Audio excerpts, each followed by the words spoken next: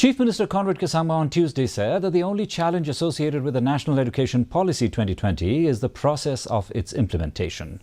Talking to reporters at the sidelines of a cabinet meeting, Sangma said that almost all state colleges have admitted that the NEP is good for the state and for the students, adding that it is the right way to move forward. Justifying the stand of NEHU Vice-Chancellor, he said it is not possible to go back on the decision, adding that the country is moving forward with this, so Meghalaya needs to go ahead with the same.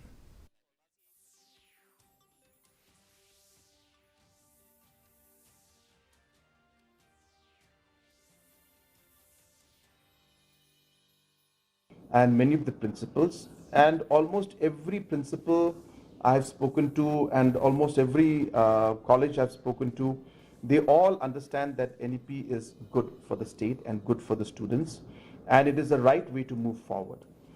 The challenge is in actually implementing it immediately. There is nobody who's against the NEP.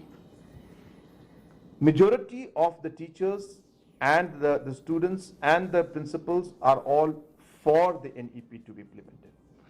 Issue only is in the different requirements to implement it and the process of implementing, which is very, very technically complicated and financially complicated, and hence